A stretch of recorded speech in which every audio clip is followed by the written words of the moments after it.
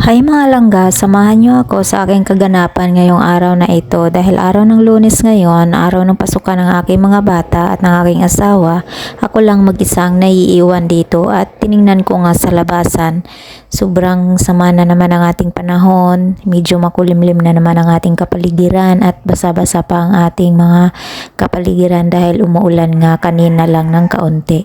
Tapos ito lang yung mga kasama ko dito, si Kuy Kuy at si Tiririt, ang aming munmunting alaga.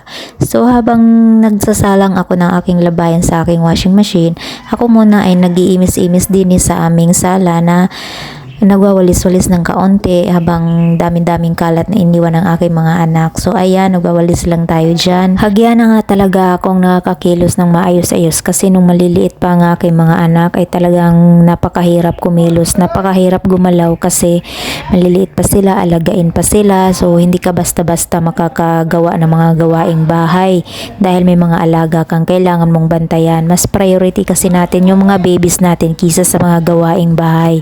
So kapag tulog sila, saka pa lang ako gagawa niyan, saka pa lang ako maglalaba, mag-iimis-imis.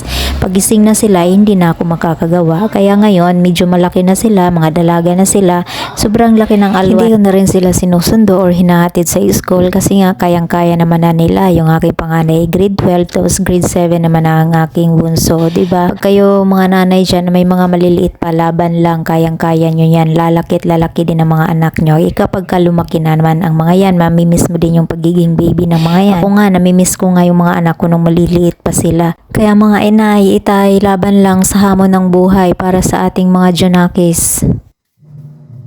So hello guys, magandang araw sa inyong lahat. Welcome back to my channel at ako nga pala si Simpleng Nanay TV. So ngayon, ako lang mag-isa dito kasi yung mga anak ko may pasok. Lahat silang dalawa ay nasa school, tapos yung asawa ko naman ay nasa trabaho. At katatapos ko lang gumawa ng aking mga gawain dining, mga naiwan nilang kalat. So ako yung tagasambot. Habang nandidini ako, tambay, walang ginagawa. So yun ang gawain natin bilang isang nanay. For today's video, ang dami kong katanungan. Kasi gusto kong mag-apply talaga sa ibang bansa. Gusto kong bumalik ulit kasi nga sobrang hirap ng buhay namin, dami na naming utang, patong-patong na ang aming mga bayarin, Tapos, nag-iisip ako talaga mabuti kung alin bansa ba talaga yung gusto kong punta. Mayroon akong kakilala na nag-recommend sa akin or nag-suggest sa akin na yung bansang Turkey daw ay nangangailangan daw, in demand daw ngayon ang mga nani or mga DH, lalo na ang mga nani. At in demand ngayon, lalo na sa mga ex-abroad, talagang ano sila ngayon sa Turkey, sa bansang Turkey. Sabi niya kasi walang placement daw, walang salary deduction. So, ang kailangan lang daw bayaran ay ang visa. Ngayon, nag-scroll up ako, nag-research ako mabuti kung ano ba talagang totoo, kung tunay ba talaga na walang placement fee. So, yun nga, may mga agency na naniningil ng placement fee, tapos meron ding walang placement fee. Tapos ngayon, habang nag-research ako, habang nag-search ako sa YouTube, sa Facebook, so meron akong isang napanood na vlogger na nag-ano siya, inaano sa yung nag-a-assist sa kanya na isang agent mismo sa Turkey na kabase. Tapos nilagay niya yung contact number sa ano. So, in-screenshot ko yung contact number niya at yung pangalan ng agent na yun na nakabase mismo doon sa Turkey. Kinunta ko yun, pero hindi pa ako sure kung talaga bang walang placement fee. Kasi ang hirap ang hirap naman talaga makapasok diyan sa bansa na yan. Pero susubukan natin kung talaga bang okay ba yan. Kung talaga bang tunay, handa akong mautang. Handa akong ipangutang ang lahat, alang-alang sa kinabukasan ng aking anak, sa aking mga anak.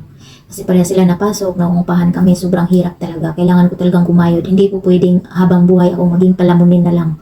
Hindi po pwede yun. So ngayon, ang malaki kong katanungan ay ito. Kasi napanood ko na mahirap daw pumasa sa sa Turkish Embassy pag nag-appearance ka na doon. So kailangan minsan daw na nadi-deny daw ang visa mo.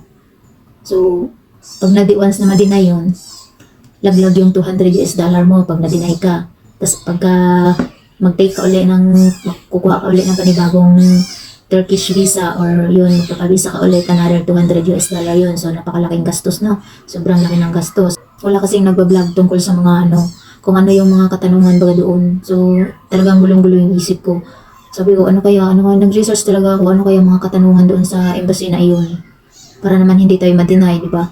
Minsan din kasi yung sistema daw nung ang nag-fail baga. Kaya nadi-deny din ng isang aplikante. Sa system na din daw yun. Pero tiwala na lang talaga. Wala kasi nagbablog eh. Ano bang katanungan doon? Ano bang mga wala talaga. Nagre-research ako. Hanggang ganun lang silang pabayad sa visa, kung magkano, kung paano mag-apply, ganyan, di ba? Ang hirap. wala kang kaide-ideya kung ano mga katanungan doon para naman kahit paano, meron kang ideya kung ano isasagot mo, di ba? Sana ganun, sana may mag-vlog ng ganun. So, yun lang, sobrang hirap lang. Ako lang kasi mag-isa dito ayan, naligo na ako diretso, wala naman akong ginagawa. So, tapos na ako maglinis, mag-inis ng kaunti lang kasi tinatamad ako. Tapos naglaba ako ng medyo madami. Tapos, 2 beses lang kasi ako maglaba ng maramihan sa isang linggo, Miyerkules at saka linggo. Kaya lang kahapon, medyo, wala palang sabon. Walang sabon kahapon, kaya ngayon ako naglaba, Lunes na Lunes. Kaya ngayon ako naglaba, bumili pa ako ng sabon doon sa may tindahan, ayun. Tapos yun, nag-inis sa kusina, ganyan, hanggang sa naligo na ako ng diretsyo. So yun lang.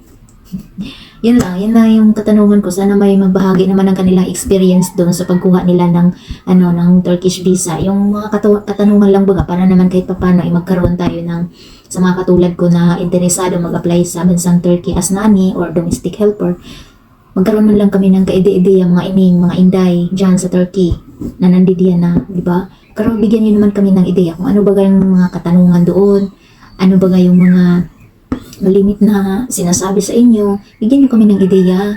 Sige na po, kasi ang dami pong nagkaka-interest na mag-apply dyan, na makapunta dyan sa lugar na yan. Dahil sa bukod sa maganda na, ay okay talaga ang pasahod dyan. Talagang mabubuhay talaga ang pamilya mo. Buhay na buhay ang pamilya mo, mga pag-aaral lang maayos ang mga anak mo.